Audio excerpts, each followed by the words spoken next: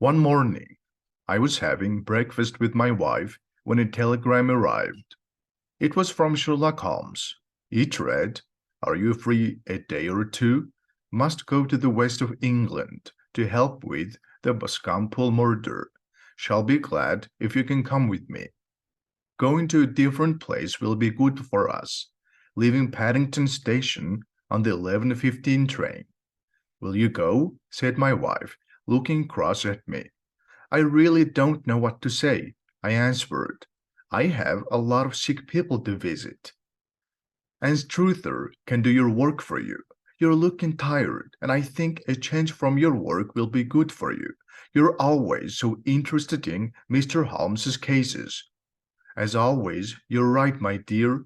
But if I do go, I must get ready immediately, because the train leaves in half an hour. My early life as a soldier taught me to travel with very few things. In a few minutes, I was on my way to Paddington Station.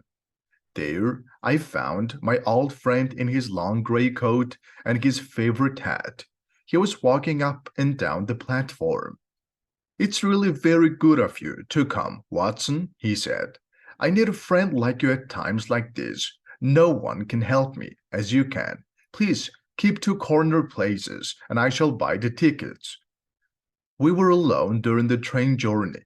Holmes had a large number of newspapers with him, and for much of the time he wrote and thought. Finally, he made the papers into a very large ball and threw them away, keeping only one. "Have you heard anything about this case?" he asked. "No, nothing. I haven't seen a newspaper for some days. The London papers haven't written much about it. I have read them all because I need to know all the facts. It seems to be one of those cases which looks very clear. That is why I think it will be difficult. It's so strange. Yes, cases which seem very easy like this one are often the hardest, I find. But just now, things look very serious for the son of the murdered man. So you're sure that it's a murder?" "Not yet. It seems to be, but I must believe nothing until I have studied all the facts. Now I shall explain in a few words what I have read. Boscombe Valley is near Ross in Herefordshire. A large part of the land there belongs to Mr. John Turner. He made a lot of money in Australia and returned to live in England some years ago. His neighbour, Mr. Charles McCarthy, was also in Australia and lives at Hatherley, a farm which belongs to Turner. The two men first met in Australia, and it's natural that they have chosen to live in the same neighbourhood. Turner is the richer man, and it seems that McCarthy pays him for the use of his farm. They seem to be good friends and spend quite a lot of their time together. McCarthy has one son, who is 18 years old, and Turner has a daughter who is about the same age. The wives of both men are dead. The two families lived quietly and did not mix much with other people. McCarthy had two servants, but Turner, in his big house, has several more, about six. That is all I've been able to find out about these families. What about the murder, then?" I asked.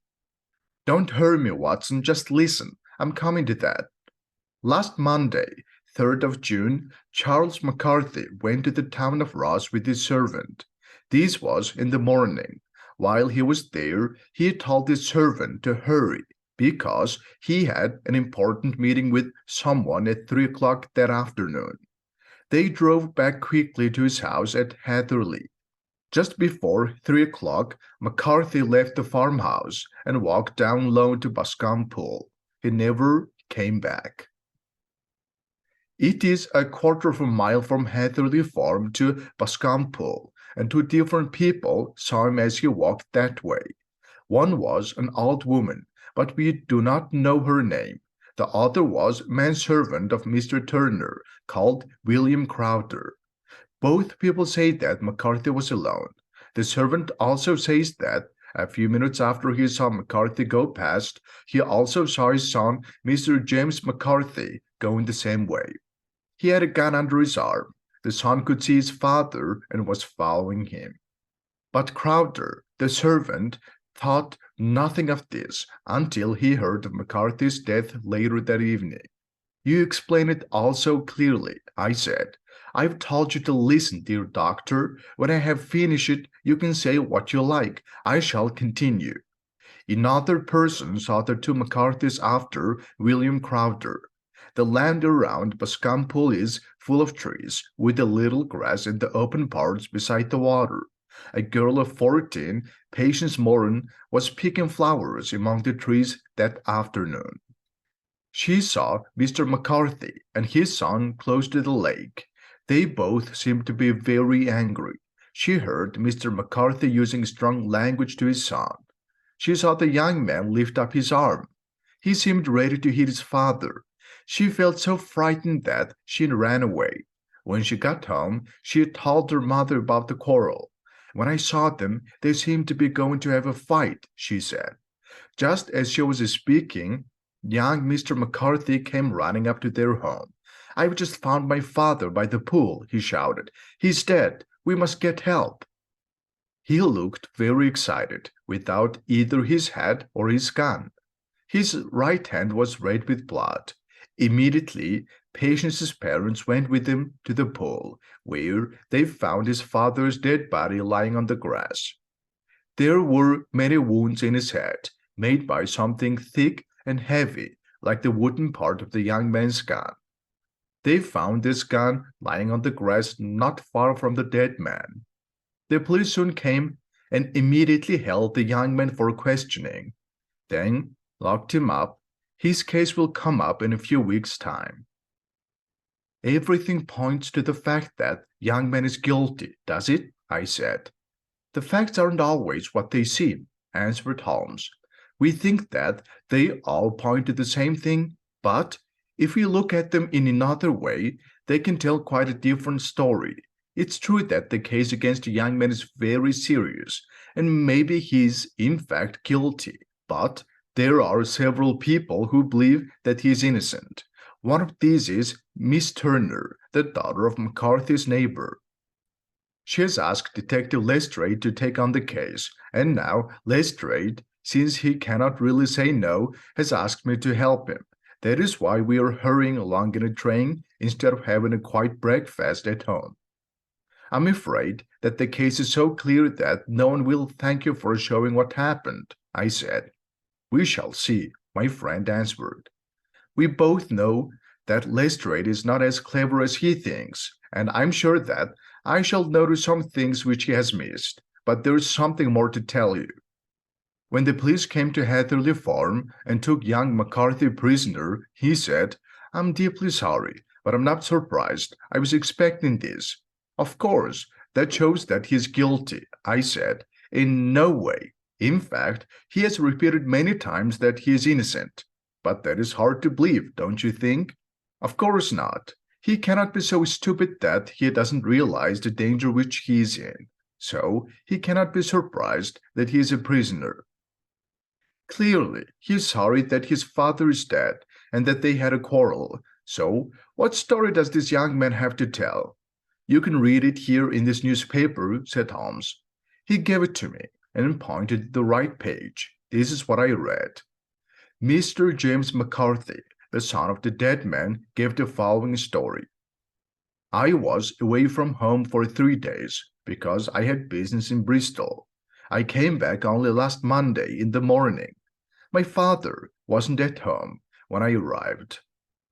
Servant told me that he was in Ross on business. After some time, I heard the wheels of his carriage coming back. I looked out of the window and saw him walking quickly away from the house. I did not know where he was going. I then took my gun and went for a walk. I wanted to shoot some birds in the trees on the other side of the Boscombe Pool. On my way, I passed William Crowder, as he has told you, but he is wrong when he says that I was following my father. I had no idea that he was in front of me. When I was about 100 yards from the pool, I heard someone call Cooey. My father and I often used this call. I hurried towards the pool and found him standing there.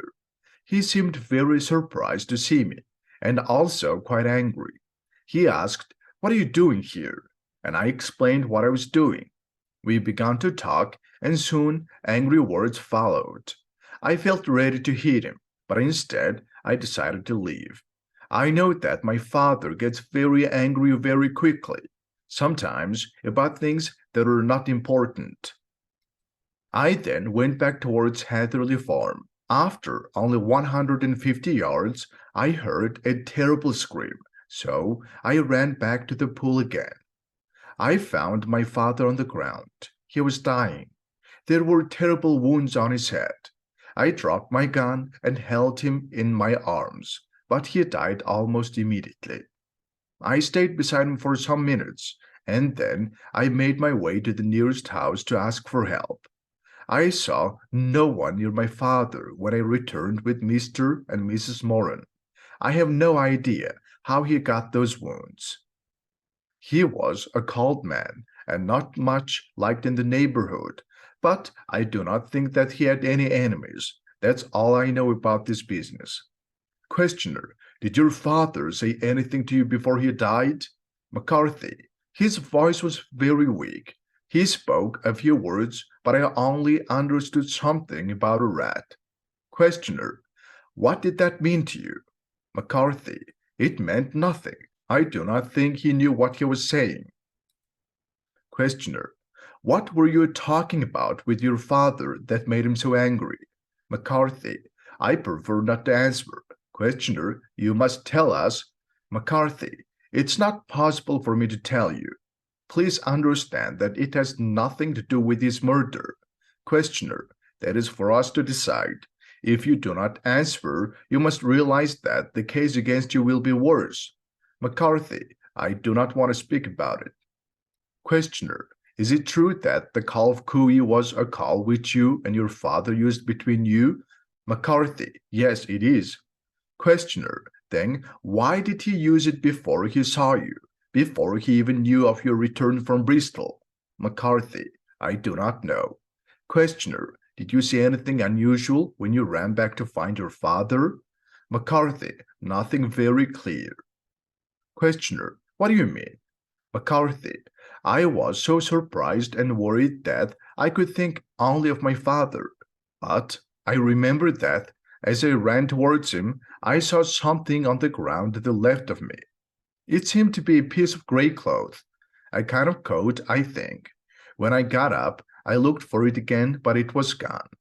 Questioner: Do you mean that it disappeared before you went for help? McCarthy: Yes, it was gone.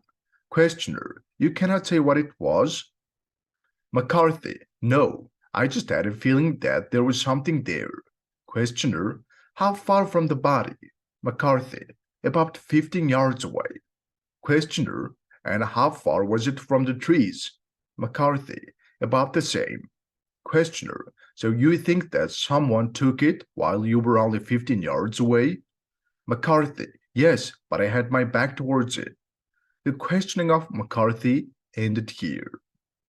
Looking at the newspaper, I said, I see that the questioner has used hard words about young McCarthy. He gives importance to the fact that his father called to him before he saw him, and also that he did not want to explain his quarrel with his father. He tells us to remember the strange words which the dying man spoke. All these things, he says, are very much against the sun. Holmes laughed softly and made himself comfortable in his corner. Both you and the questioner have pointed to just those things which help the young man's case most. Don't you see that you believe him to be at the same time much too clever and not clever enough? He is not very clever if he cannot explain the quarrel in some way that makes us feel sorry for him, and too clever with his strange story of the rat and the cloth which disappeared.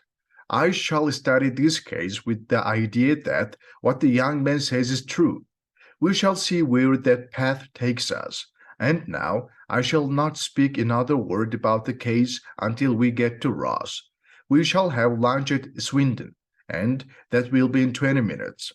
Then Holmes took a book from his pocket and sat silently, reading. It was nearly 4 o'clock. when we arrived at last at the pretty little town of Ross. A thin man with ugly face was waiting for us on the platform. I knew immediately that this was Lestrade of Scotland Yard. We drove with him to our hotel, where we took rooms. "I have asked for a carriage," said Lestrade, as we sat drinking a cup of tea. "I know, Mr. Holmes, that you will not rest until you have visited the place of the murder." "A carriage? That was kind of you," Holmes answered.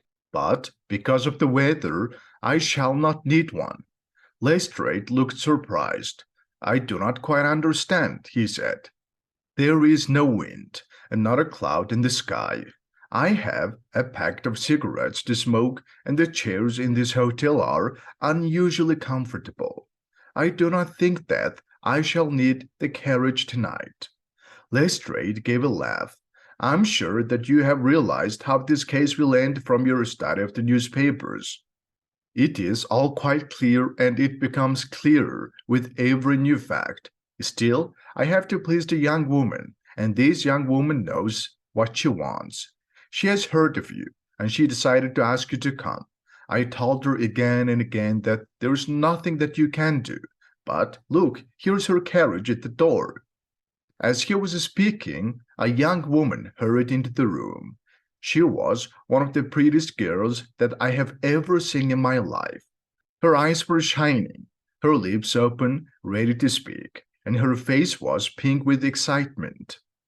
She looked at each of us carefully, and then turned to my friend. "Oh, Mr. Sherlock Holmes," she said, "I'm so glad that you have come. I've driven here to tell you this. I know that James did not do it. I know it, and I want you to know it too. Please be quite sure of that fact before you start your work. I have known him since we were both little children, and I know his weaknesses better than anyone. But he's too soft-hearted to hurt a fly. Anyone who really knows him must believe that he is innocent." "I hope that we can show that to be true, Miss Turner," said Sherlock Holmes. "Believe me, I shall do everything possible. But you have read the facts. Do you believe that he is innocent?" "I think that probably he is."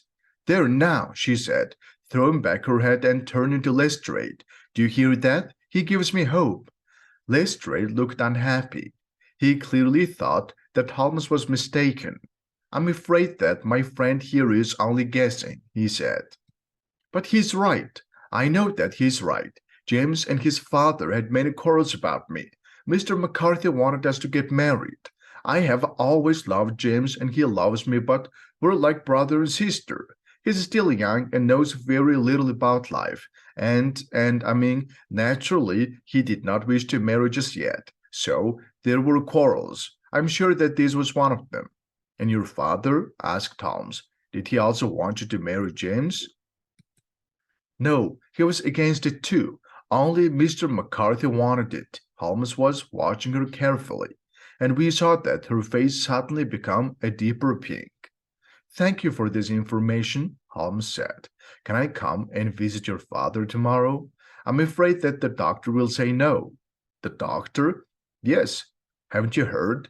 My poor father hasn't been strong for many years, but with his sadness about this murder he has become very ill. He is in bed, and Dr. Willows says that his case is serious." Mr. McCarthy was the only person left who knew father in the old days in Australia, when he was in Victoria.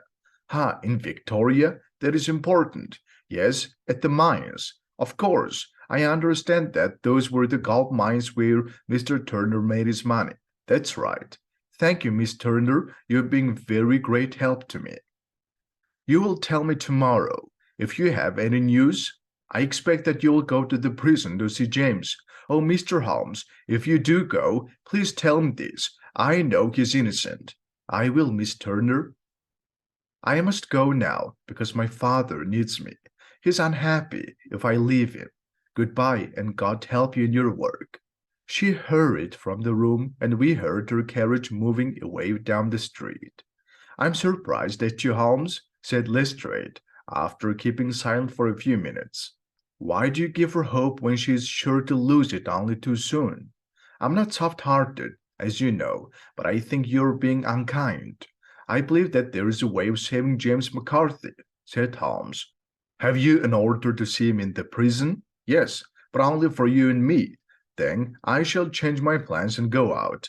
We have still got time to take a train to Hereford and see him tonight. Plenty of time. Then let us go. Watson, I'm afraid that you will be bored, but I shall only be away for an hour or two. I walked with him to the station, and then came back alone through the streets of the little town to our hotel. There I sat and tried to read a book, but the story was so stupid that my thoughts kept returning to the Boscombe mystery. I could not follow the story. Finally, I threw the book across the room and began to think only about the happenings of the day. This unlucky young man's words were really true? In that case, what terrible thing happened between the time that he left his father and the time that he ran back to the pool hearing his dying screams? Something very frightening, I was sure. But what was it? Maybe the shape of the wounds had something to tell me as a doctor. I rang the bell and asked for the weekly newspaper, which had a description of them. The wounds were in a group on the back part of the McCarthy's head, on the left side. Clearly, the murderer hit him from behind. This fact made James McCarthy's story easier to believe, perhaps. They were face to face during their quarrel, he said. Of course, it was also possible that James hit him when his father turned his back. Still, I decided to give Holmes this information. Then there was the strange talk of a rat when the old man lay dying. It's unusual for a dying man to use words with no meaning. Probably he was trying to explain how it all happened. But what did it mean? I thought hard, trying to find an answer to the mystery. But I could not. Then there was the grey cloth which young McCarthy saw. If this was true, then perhaps the murderer dropped it. His coat, maybe, when he was running away. But the son was sitting beside his father, just a few yards away, and saw no one. So every part of the case seemed to bring more problems. Lestrade's ideas did not surprise me, but I believed strongly in my friend Sherlock Holmes. He will find new facts, I thought to myself, and I need not lose hope if each new fact points to young McCarthy's innocence. It was late before Sherlock Holmes returned. He came back alone, because Lestrade was staying at a different hotel. I told him about the head wounds, a fact which he seemed to find interesting. The weather seems to be staying fine, he said. We don't want any rain to fall before we can look at the ground, but we must rest and be fresh for important work of this kind. I did not want to begin it after that long journey.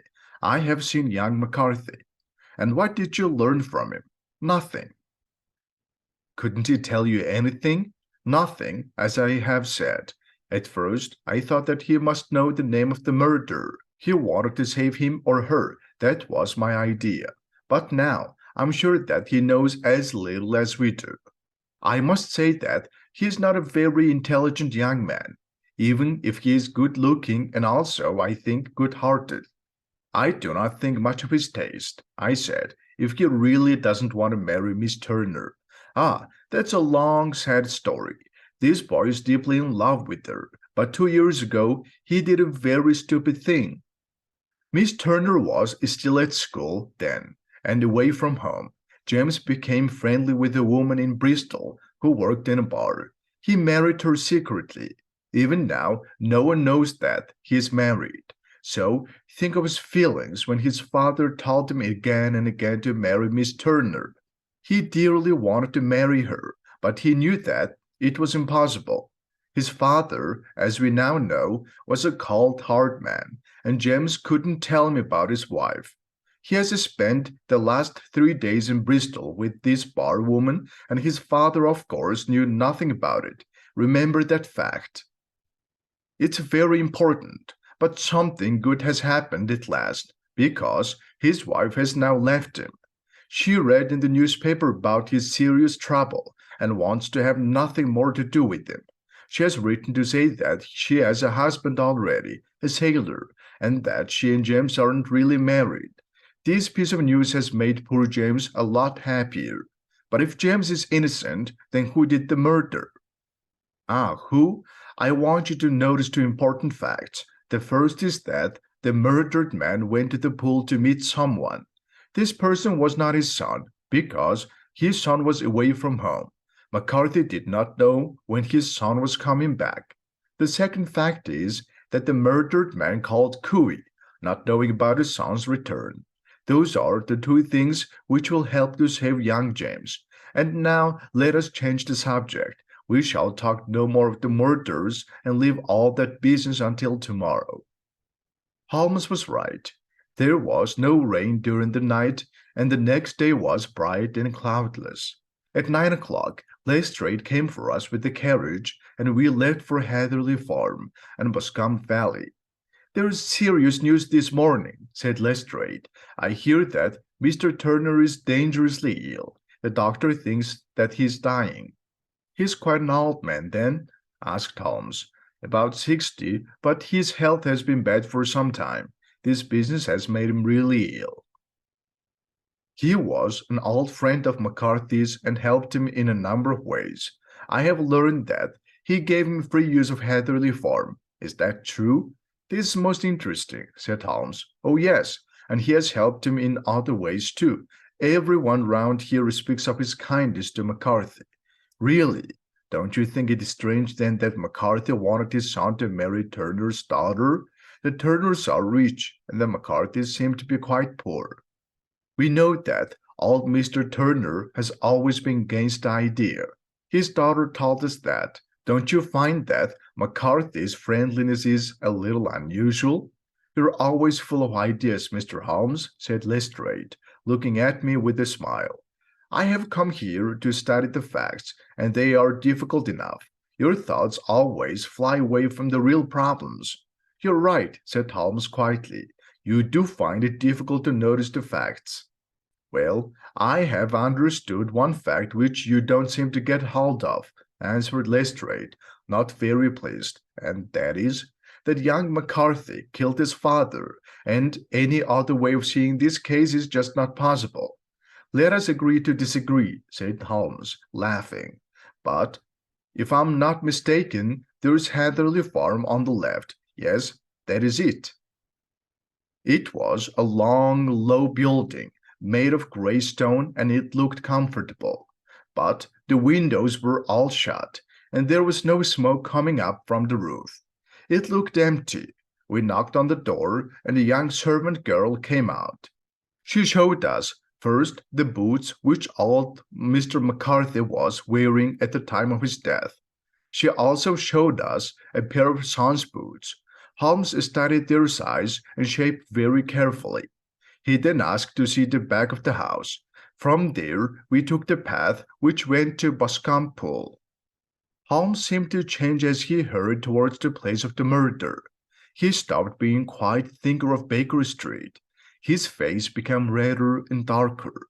His eyes shone with a hard light. He pressed his lips together and held his face down and his body low, studying the ground.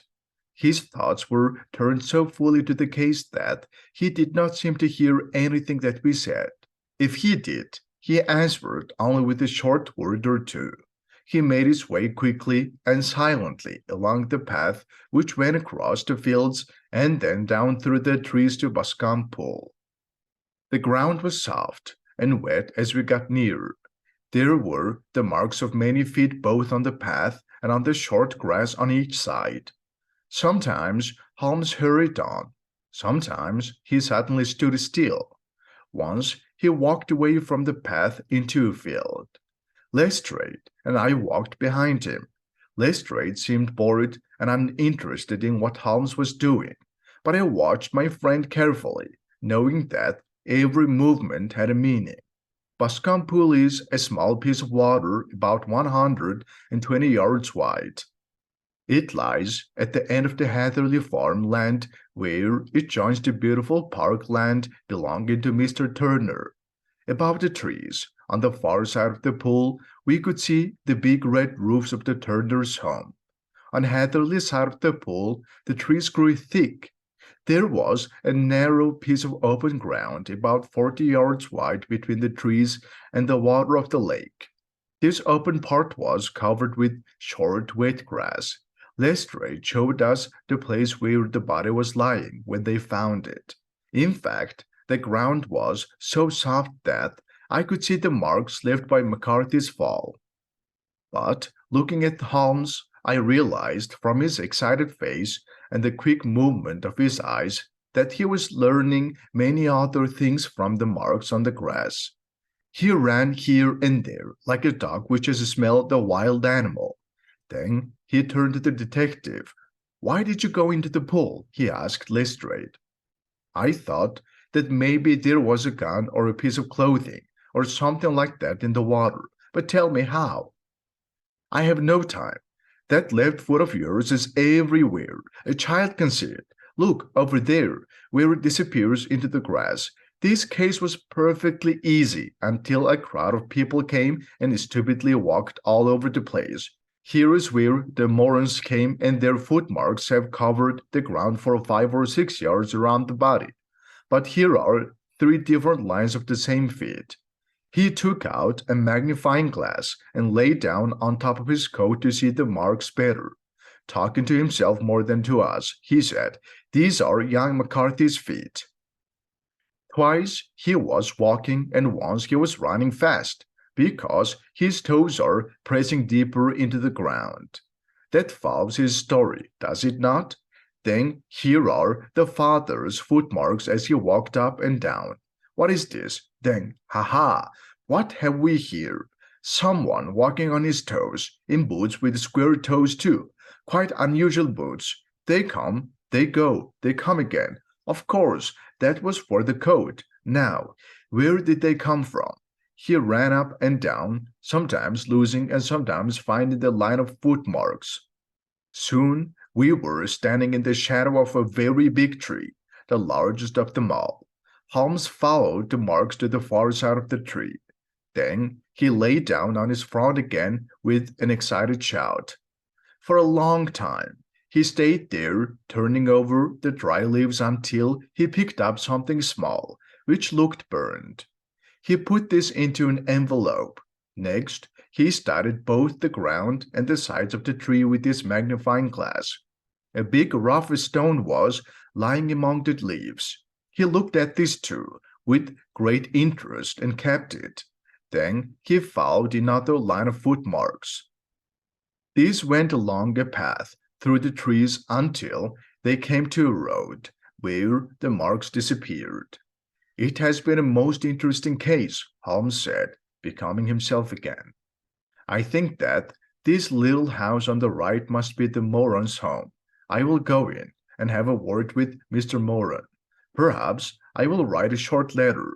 After that, we shall drive back to the town and have lunch. Please walk to the carriage. I shall be with you again in 10 minutes. 10 minutes later, we were in the carriage, driving back to Ross. Holmes was still carrying with him the stone found among the trees. "You will be interested in this," he said to Lestrade, holding it out. "I see no marks on it." "There are none." "How do you know that it's important then?" "The grass was growing under it. Clearly, it was lying there for only a day or two. I could not find the place that it came from. There were too many stones around, but it's the right shape to make the wounds in McCarthy's head." "And the murderer? He's a tall man, left-handed, with a bad right leg. He wears thick shooting boots and a gray coat, smokes Indian cigars, uses a cigar holder, and carries a pocket knife, not a very sharp one. There is more information that I can give you, but it will be enough for you to find him, I think." Lestrade laughed. "I'm afraid I find all this hard to believe," he said. "This information is all very well, but it does not show that a person is guilty of murder." "We shall see," said Holmes. "You work in your way, and I shall work in mine. I shall be busy this afternoon, and I shall probably go back to London on the evening train. And leave the case unfinished? No, finished. Who was the guilty person then? Oh, God help us! The person I've just described, of course. But who is it? That will not be difficult to find out. The number of people who live in this neighborhood is not large. Lestrade had a hopeless look on his face. I'm a sensible man, he said slowly. I really cannot run all over the place looking for a left-handed man with a bad leg. My friends at Scotland Yard will laugh at me. All right, said Holmes quietly. I have given you the information. Now, here we are at your address, I believe. Goodbye. I shall send you a few words before I leave. We dropped Lestrade at his hotel, and then drove to ours, where we found lunch upon the table. Look here, Watson, said my friend, when the meal was over. Just sit here in this chair and listen to me for a little. I'm not sure what to do, and your ideas will be useful. Light a cigar, and I shall explain. Please do. Well, when we first learned about this case, there were two things that we both noticed immediately. They were both parts of young McCarthy's story. To me, they showed him to be innocent. To you, they seemed to make him guilty. The first thing is that his father called Cooey to him before he saw him. The second is that he spoke of a rat as he lay dying. He said several other words, you remember, but that was the only word that his son understood. Now, these two facts must be the start for our thinking. We shall also begin by believing that the boy's story is perfectly true. What about this Cooey then? Well, clearly the father was not calling to his son. The son, as far as he knew, was in Bristol. It was just like that James heard his father's call. The Cooey was for the person that old McCarthy was going to meet. Cooey is a special call that Australians use. The person whom McCarthy expected to meet at Boscombe Pool was probably someone who knew Australia. What about the rat in that case? Sherlock Holmes took a piece of paper from his pocket and put it on the table. This is a map of Australia, he said. I sent for it last night. He put his hand over a part of the map. What do you read? He asked.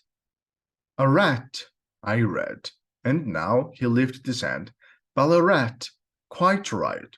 That was the word which the old man spoke, but his son only understood the last part of it. He was trying to give the name of his murderer, Mr. Something of Ballarat. That's most surprising, I said.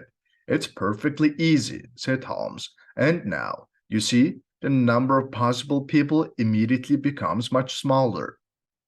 Someone who has a grey coat or jacket, that is another thing we can be sure about, if we believe the son's story.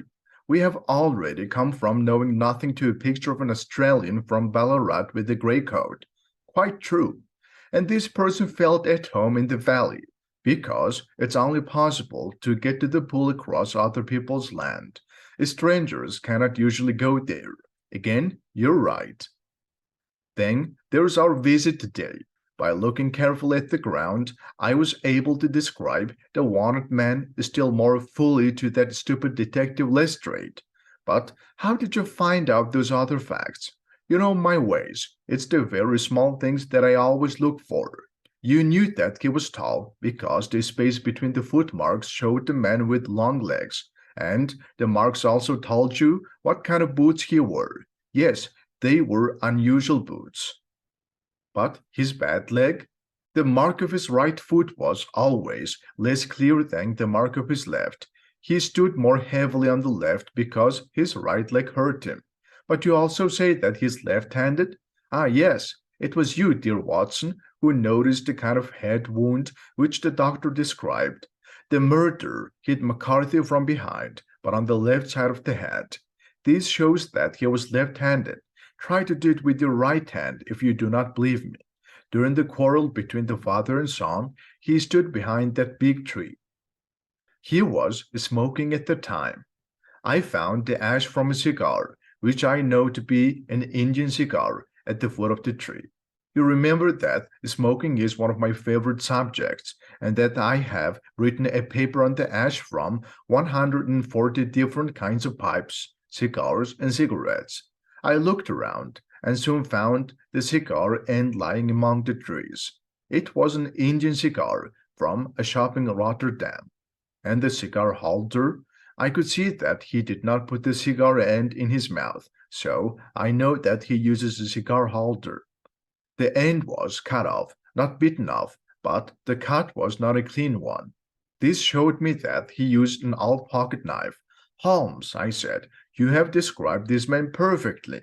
Now he cannot escape, and you have saved an innocent man's life. Now I see where all these facts are pointing.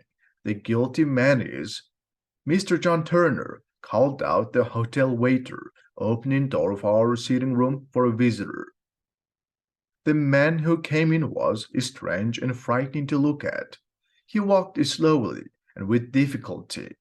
He looked sick, but his hard face, full of deep lines, and his heavy arms and legs showed that he was strong both in body and in his feelings. His untidy beard, thick gray hair, and dark eyes gave him a wild, proud look, but his face was white as ash. I noticed the light blue color of the skin around his nose and lips. As a doctor, I could see immediately that he was seriously ill. Please sit down on the sofa, said Holmes softly. So, you got my letter? Yes, Moran brought it to me. It says that you want to see me here because it will make things easier. I think that people will talk if they see me go into your house. And why do you want to see me? He looked at my friend with sad, tired eyes.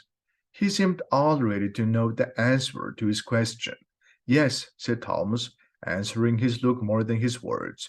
It's true, I know all about McCarthy. The old man hid his face in his hands. God help me, he shouted. I didn't want the young man to get hurt. If the case goes against him, I promise you that I shall tell the police everything. I'm glad to hear it, said Holmes in a serious voice. I haven't spoken yet only because of my dear girl. But no, it will break her heart if she hears that I'm a prisoner. Perhaps that needn't happen, said Holmes. What? I'm not a policeman. I understand that it was your daughter who asked me to come, so I'm working for her. But, and here he looked hard at Turner, you must save young McCarthy. I'm a dying man, said Turner.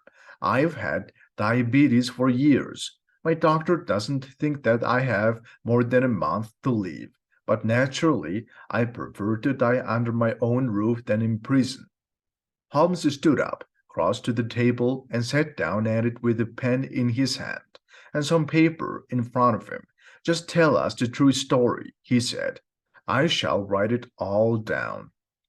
You will put your name to it, and Watson here will listen to everything. Then, if I need to save young McCarthy's life, I can give it to the police. I promise you that I shall not use it until I must. Very well, said the old man. I do not think that I shall live until the case comes up, so it doesn't matter much to me. But I want to save Alice's feelings if I can. It's a terrible thing for her to live with. She is so young, and now I will explain everything to you. It has taken a long time to happen, but it will not take me a long time to tell. You did not know this dead man, McCarthy. He was a true criminal, bad in every possible way. I hope that you never fall into the hands of someone like him. He has sat on my back for 20 years, and he has made my life impossible. I shall tell you first how I met him and became tied to him and his greedy ways. It was in the early 60s at the mines. I was a young man then, hot-blooded and ready to try anything new. I made some bad friends, began drinking, had no luck in finding gold. So I left the mines and became what you call here a gangster, a robber on the roads. There were 6 of us, and we had a wild, free life, robbing a ship station sometimes, or stopping the carriages on the road to the mines. Black Jack of Ballarat was the name I took, and in Australia people still remember our group as the Ballarat Boys. One day, a carriage was carrying a gold from Ballarat to Melbourne, So we hid beside the road and took it by surprise. There were 6 guards on horses and 6 of us, so we nearly lost the fight.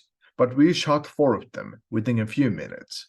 They killed 3 of our boys before we got our hands on the gold. I put my gun to the head of the driver, who was this same man, McCarthy. I meant to shoot him, but I decided to let him go. I still remember his greedy little eyes looking hard at my face. He planned to remember me.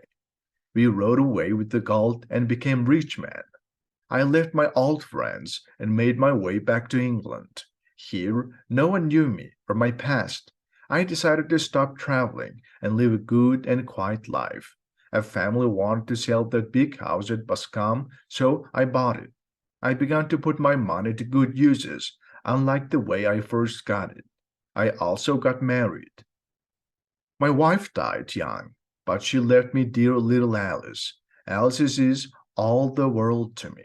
Even when she was still a baby, her little hands seemed to show me the right way to live. She's the first person who's ever done that. In a word, I changed my selfish ways and did everything I could to become a better person. All was going well until McCarthy came along. I was in London on business one day, and I met him by accident in Regent Street. He was almost without shoes on his feet or a coat on his back. "Here we are at last, Jack," he said, touching me on the arm. "We shall be like a family to you. There are 2 of us, me and my son, and you can look after us now. And if you do not, remember that this is England. There's always policemen nearby to tell my story to." Well, they came down to the West Country, and I couldn't shake them off. They lived without paying in the best farm that I had. There was no rest for me now, no forgetting. Everywhere I went, his greedy smiling face was at my side. He asked for everything that he needed, and I gave it to him without question. Money, house, a carriage. It got worse as Alice grew up. He soon realized that I was more afraid of her knowing my past than I was of the police. At last, he asked for one thing I could not give. He asked for Alice. His son, you see, was a young man, and Alice too was not child any more. He thought it a wonderful idea for his son to have all my land and money when he married Alice. But of course I couldn't agree. I did not dislike the boy, but his father's blood is in him, and that is enough. I told McCarthy no, never. McCarthy was ready to go to the police. I told him to do his worst. But we finally agreed to meet at the pool, halfway between our 2 houses. We were going to talk about McCarthy's plan one more time. When I went down there, I saw him talking to his son. They were having a quarrel about Alice. I hid behind a tree and smoked a cigar, because I needed to talk to Charles alone. But as I listened to his words, everything inside me that was black and angry seemed to break out. He was pressing his son to marry my daughter. It didn't seem to matter what my daughter's feelings were. He spoke of her as if she was a woman of the streets. It made me wild to think of my dearest child in the hands of that criminal. How could I break the tie? I was already a dying man with no hope left. My head was clear and my arms were still strong, but I did not have long to live. But my daughter and the picture she had of her loving father. I could save them both. I only had to stop that man's tongue from telling my secret. So I did it. Mr. Holmes, I feel able to do it again, right or wrong. I have done many bad things in my life, but I have paid for them. I could not stand still and see my innocent daughter hurt. I hit him, and he fell. To me, he seemed nothing more than an animal. His screams brought his son running back, but by this time I was among the trees. Of course, I had to go back and get my coat, which I dropped as I hurried away. That is the true story, Mr. Holmes, the story of everything that happened. Now, show me that paper.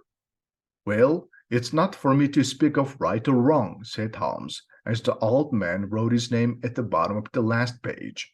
I hope that I shall never have to show that you're guilty. I hope not, sir. And what do you mean to do now? Because of your health, I shall do nothing. You know too well that you must live with your terrible past. Holmes pointed to the handwritten pages on the table. I will keep this information, and if they decide that young McCarthy is guilty of this murder, I must of course use it. If that doesn't happen, no man alive shall ever see it. Your secret will be safe with us, and the mystery of Boscombe will stay a mystery forever. Goodbye, then, said the old man in a broken voice. When your time comes, you will be able to die knowing that you have done a great kindness. His great sick body was shaking as he slowly left the room. God help us, said Holmes, after keeping silent for some time. Why is life so hard on poor old men like him? Every time that I meet a case like this, I say to myself, there, but for the goodness of God goes Sherlock Holmes. James McCarthy's case came up some weeks later. The decision was not guilty of murder. The few facts which Holmes gave to the police were enough to free him. Old Turner lived for 7 months more, but he is now dead.